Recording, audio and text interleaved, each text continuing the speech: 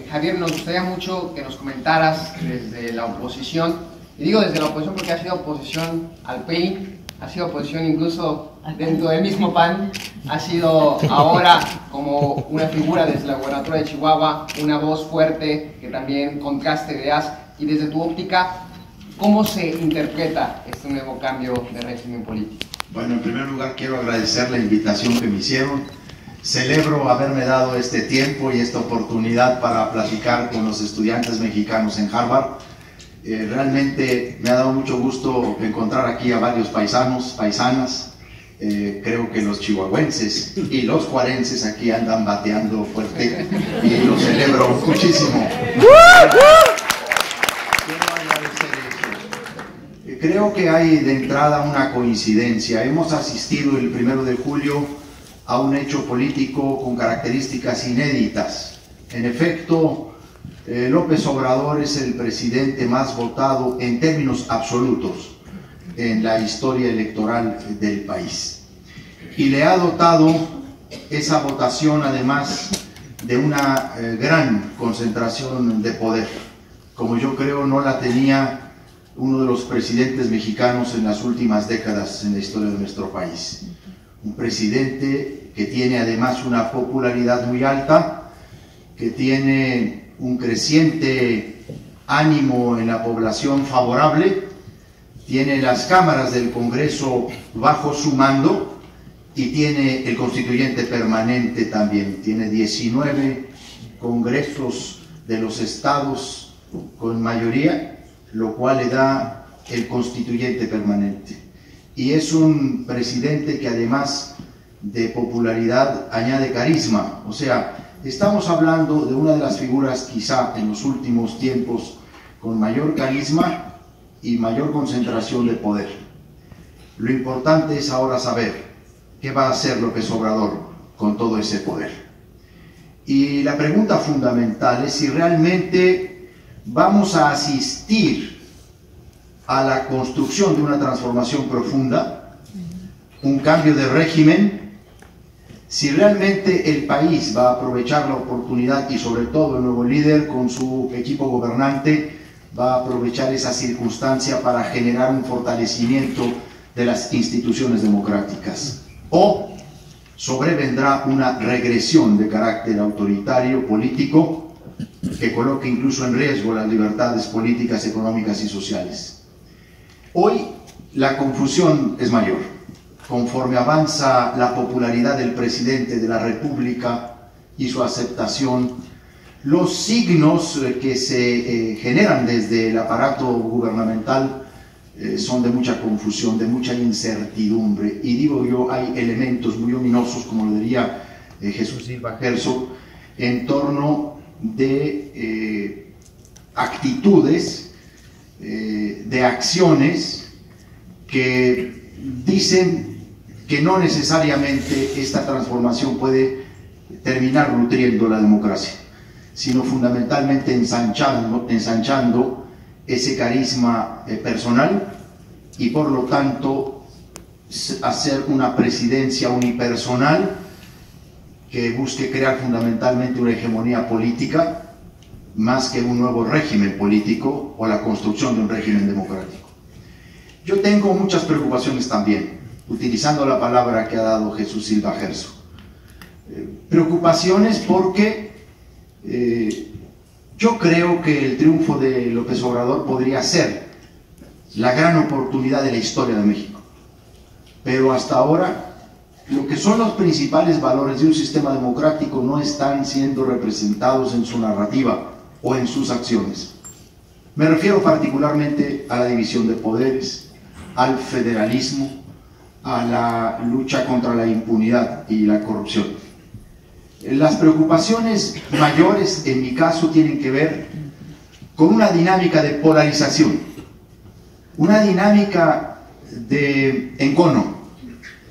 Parece que en lugar de celebrar la nueva asunción, el nuevo régimen está encolerizado y ese ánimo no es bueno para gobernar, porque quien gobierna se tiene que constituir en un factor de armonía, de unidad, de estabilidad, porque el que gobierna tiene que convertirse en el principal elemento de la estabilidad. Y en ese sentido, a mí me preocupan estas cuestiones. Y como hemos venido a analizar lo que preocupa, lo digo con toda franqueza, obviamente en mi posición de gobernador del estado de Chihuahua, que no es fácil desde esa posición asumir una visión crítica, sobre todo del nuevo gobierno. También celebro signos importantes y reconozco... Una pausa ahí para continuar el foro. Me parece bien, yo me disciplino. Gracias, Javier. Quisieras darnos tu opinión sobre el papel de la sociedad civil en este nuevo contexto. Bueno, yo quisiera solo señalar que, en efecto, el nuevo gobierno tiene 60 días, como ha dicho Jacob, en el ejercicio del gobierno. Y una de las cosas que a mí me preocupan es que a tan temprana hora existan ya tantas preocupaciones de diversos sectores de la sociedad, de los inversionistas, de los actores, por cierto, de la sociedad civil. Yo coincido en que el 1 de julio el régimen de partidos ha sufrido esa patiza que dice Jesús Silva Gerson Márquez. Cuando una periodista norteamericana, Dolia Esteves, le preguntó a John Womack, catedrático de Harvard, ¿no?, cuál era el significado histórico de la victoria de Andrés Manuel López Obrador, él dijo, la victoria histórica del triunfo de López Obrador, el significado histórico ha sido la ruina de los principales partidos que gobernaron a México en los últimos años. Sin embargo, eso que es absolutamente cierto, la ruina de esos partidos, es hoy por hoy, yo digo que la gran ausencia de este momento tan complejo. Cuando más México necesita una oposición fuerte, lúcida, inteligente, democrática, organizada, para lidiar con lo que va a venir, es cuando ese sistema de partidos está prácticamente liquidado, como conocemos al sistema de partidos. Pero eso no quiere decir que debemos eliminar el sistema de partidos. Tenemos que fortalecer al sistema de partidos, porque es ahí donde están los equilibrios que necesita el nuevo gobierno, los contrapesos que necesita el nuevo gobierno, el sistema de partidos. Ante esta ausencia, quienes están tomando un papel protagónico son las asociaciones o los organismos de la sociedad civil, que durante las últimas 2 décadas han sido impulsores de muchos de los cambios y constructores de muchas de las instituciones que a través del sistema de partido se han edificado en México. Y me parece que ese es el papel que tendrían que seguir jugando y deben seguir jugando, de contrapeso, de equilibrio, de voz propositiva. Apostar al fracaso no puede ser la apuesta, sino acompañar y conducir y sobre todo orientar a que realmente el cambio se produzca en lo que nosotros queremos. Yo sí creo que hay un ambiente de polarización desde el nuevo equipo gobernante. Incluso sus más afamados técnicos siguen en campaña y siguen con descalificaciones personales, llamados incluso a responsabilidades muy importantes del ejercicio público. Quien discrepa de ellos son considerados traidores, fifís. Hay una visión de considerar al que difiere como enemigo, y también hay una pretendida superioridad moral, sobre todo en el equipo gobernante, y tratar de descalificarlo todo. Y esa es la dinámica que no está haciendo incluso que otros hechos ciertos, avances ciertos, no se reconozcan. Tu apreciación de cuál es el rol que tiene que jugar la oposición y sobre todo cuál es el papel que ahorita el PAN, en las condiciones en las que está, debería de asumir y tomar frente al nuevo contexto político que tenemos. Con mucho gusto, pero antes me gustaría expresar mi diferencia con relación a la posición que México ha asumido en el caso de Venezuela, porque me parece que hay ahí otro error que marcará también la política exterior mexicana, o por lo menos la del nuevo gobierno. Yo creo que más que sumarse a tal o cual grupo, que puedo coincidir en si no va con el grupo de Lima o con un grupo de países, lo lamentable es la posición per se del gobierno mexicano. Más que sumarse con aquel o con este, es no tener una posición clara, definida en torno de una dictadura como la de Nicolás Maduro. No están por venir los muertos acontecen en Venezuela.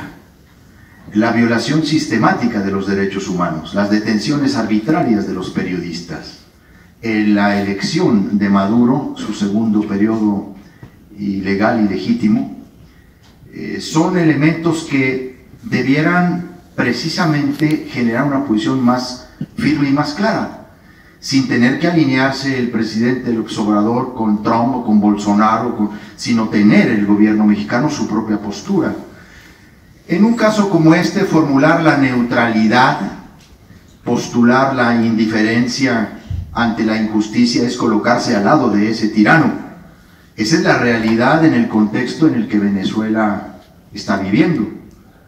Yo creo sinceramente que es un dudoso honor que México pretenda ser el último país del mundo en enfrentar esa realidad con una postura clara y firme.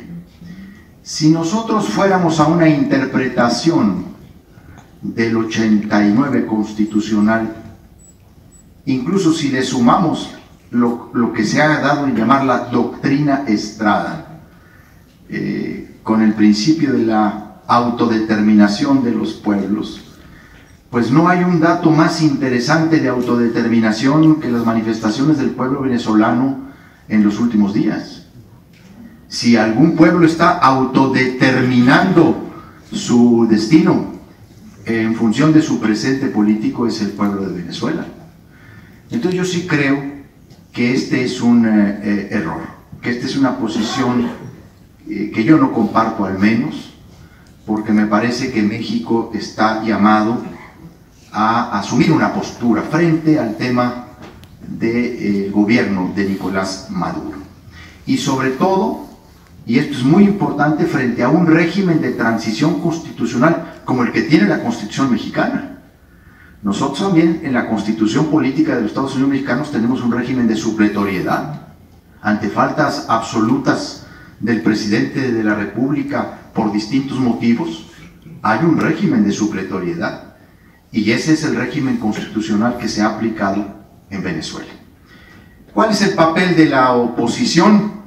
Pues primero hay que decirlo con toda franqueza y claridad, entender lo que pasó el 1 de julio. Y yo lamento muchísimo que en el sistema de partidos, aún incluido el mío, no se comprenda a cabalidad el fenómeno político que se produjo el 1 de julio. No entender los excesos, los abusos, los atropellos, las corruptelas, las complicidades, las omisiones de la élite política mexicana en las 2 últimas décadas, no asumir la responsabilidad en el resultado del 1 de julio, es no entender por qué ganó López Obrador y qué es lo que tiene que hacer. Yo sí estoy convencido de que se tiene que generar un polo opositor en el país ante estos signos tan ominosos, no para apostar al fracaso de López Obrador, sino para contener decisiones que en efecto parecen estar muy distanciadas del procedimiento democrático. Tienen mayoría para reformar la Constitución, para generar todas las leyes que quieran, pero mientras no reformen la Constitución y las leyes, tendrán que someterse al marco constitucional actual y al marco legal actual, y ese tiene que ser un básico fundamental. Y entonces yo creo que el papel de la oposición debe ser un papel inteligente, debe ser un papel proactivo de acompañamiento y también de exigencia y de contrapeso. En cualquier país del mundo, una concentración de poder como la que tiene López Obrador implica riesgos por sí mismos. No tener un sistema de equilibrios, de contrapesos, una oposición actuante, decidida, organizada, inteligente, puede generar que ese poder derive en una regresión. Y por eso creo que, más allá de nuevos partidos o los actuales, sus reformas, lo que sí se debe de generar en el país es un conglomerado de acciones y actitudes, incluso individuales, en donde cada uno de nosotros vaya sumando a ese equilibrio, a ese contrapeso con su voz, con sus hechos. Porque lo peor que nos puede suceder es que todos estos signos que ahora estamos viendo pensemos que es un espejismo, que es una coyuntura. No, este es el inicio de lo que se ha anticipado ya de diferentes maneras, que será el dato permanente. El tema de los superdelegados, yo también coincido que no lo son. De hecho, los perfiles en la mayoría de los casos no son perfiles técnicos propiamente dicho, son más bien perfiles políticos de coordinación entre dependencias del gobierno federal. Cuando nosotros nos opusimos, particularmente un servidor, fue a la intervención de esta figura dentro de los mecanismos de coordinación en seguridad. En primer lugar, porque esa figura, el secretario técnico, era una figura llamada a ser muy eficaz, de tiempo completo, con gran experiencia, con gran expertise. Y ellos van a otra cosa, ellos van a la construcción de una base de apoyo popular a través del presupuesto público para los propósitos que el gobierno tenga. Y señalé que era una incongruencia plantear esa doble función.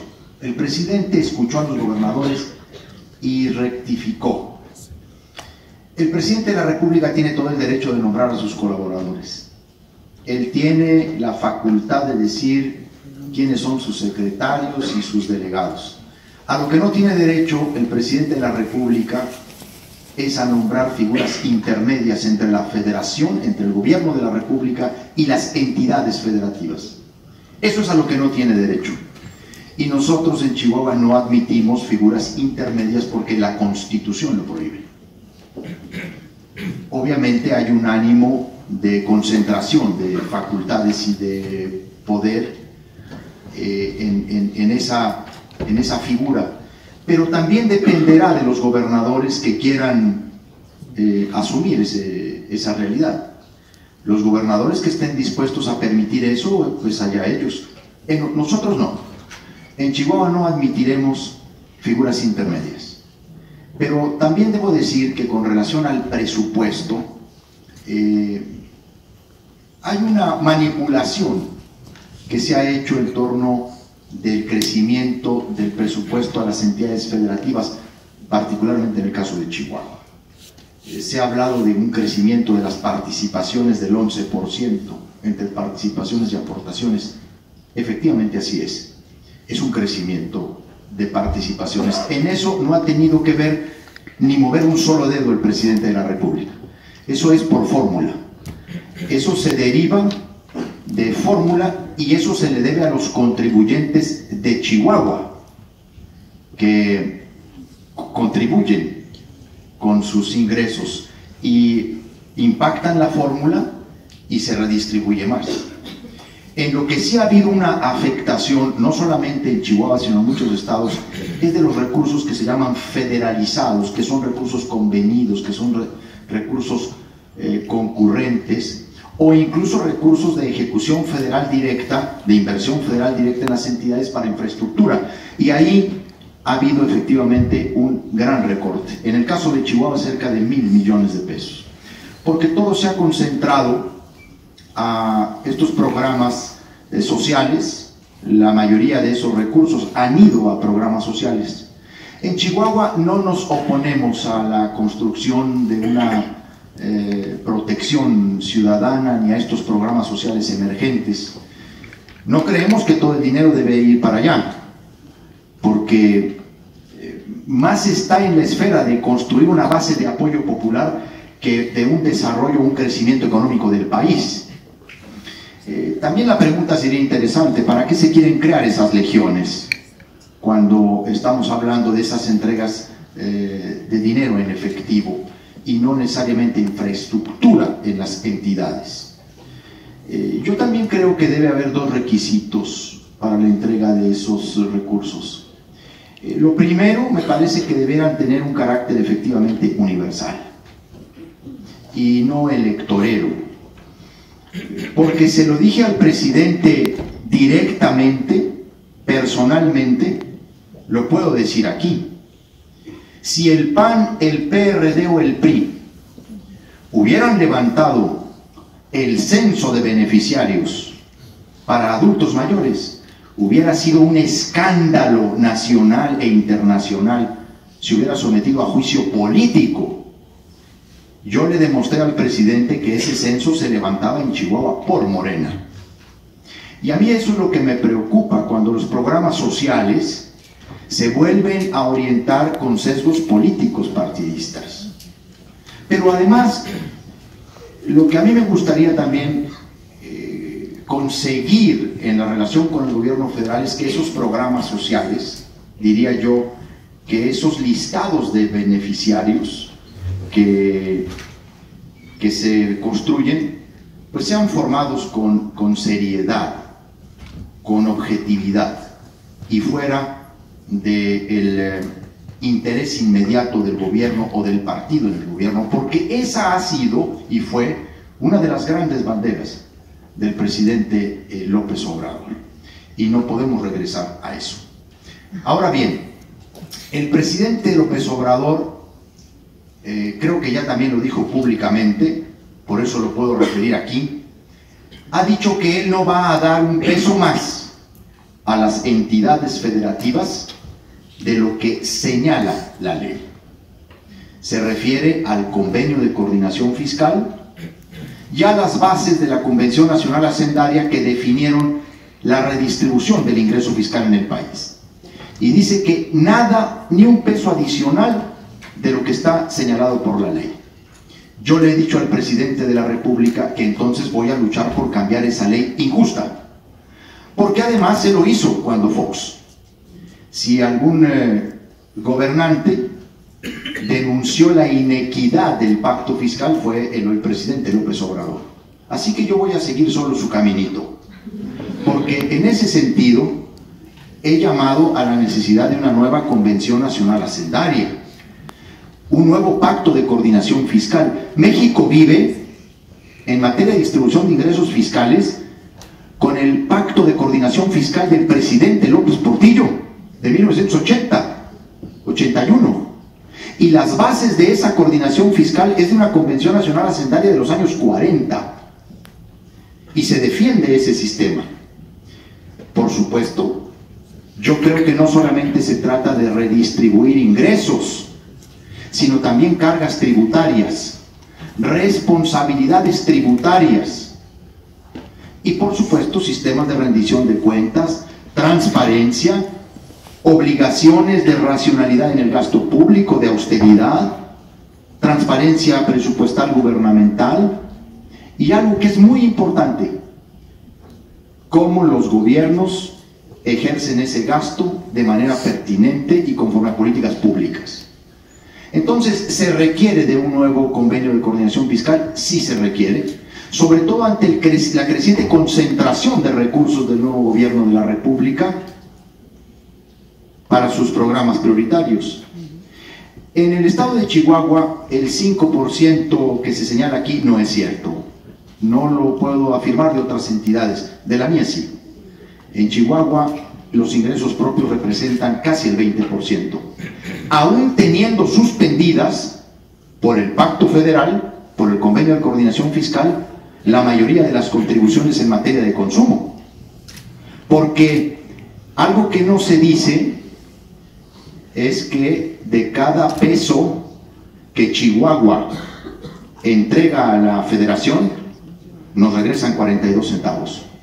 Porque donde se recaudan los impuestos es entre la población de Chihuahua. entonces se requiere de un nuevo acuerdo.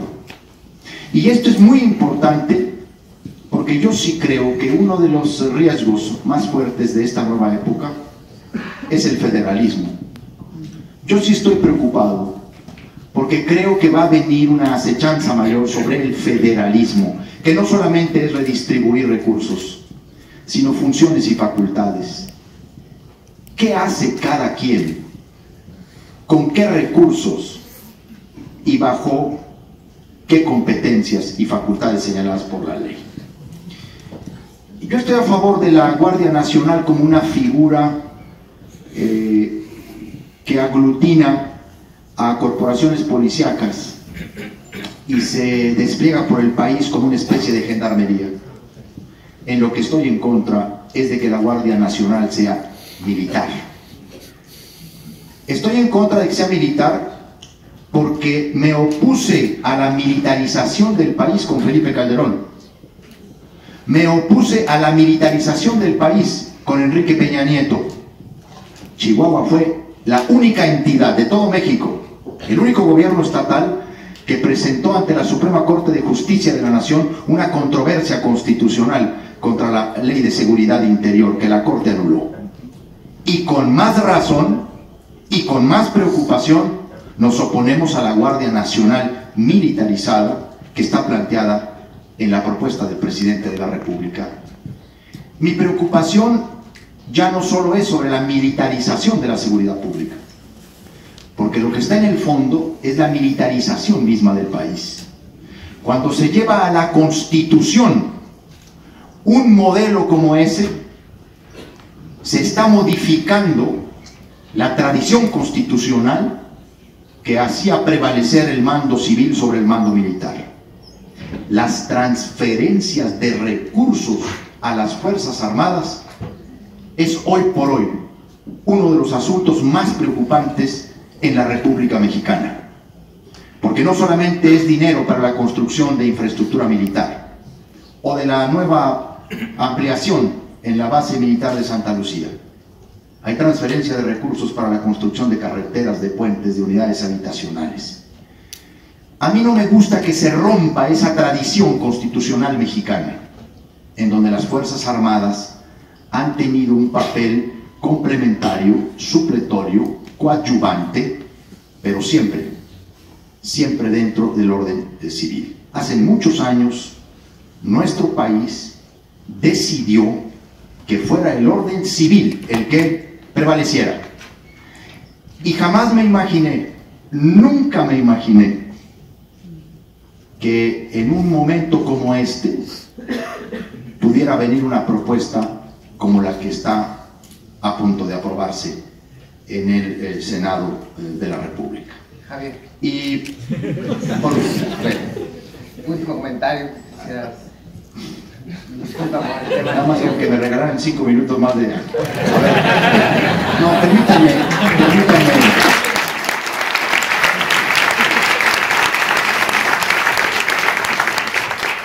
Yo creo, y ahí coincido, a un presidente de la República no se le puede pedir que persiga o deje de perseguir a los narcos o a los capos o a los jefes de las bandas delincuenciales. Pero quien es el jefe del Ministerio Público y quien ha propuesto al encargado del Ministerio Público Federal no puede renunciar a ese deber. Como no se puede al contentillo decir cuándo se persigue la corrupción y cuándo no, o a partir de qué momento empieza el Estado de Derecho, porque no está a la voluntad caprichosa de un gobernante cumplir la ley y la Constitución. El combate a la inseguridad, al narcotráfico, a la corrupción, a la impunidad no pueden estar a la voluntad de un gobernante. Se tiene que sujetar a las leyes y a la Constitución y cumplir su deber, porque esa persecución no puede ser entendida en el caso de la corrupción ni como venganza ni como revancha.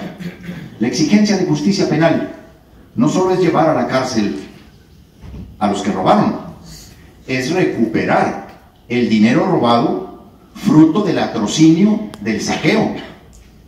En Chihuahua hemos postulado que en nuestro estado ni impunidad, ni amnistía, ni olvido, ni perdón.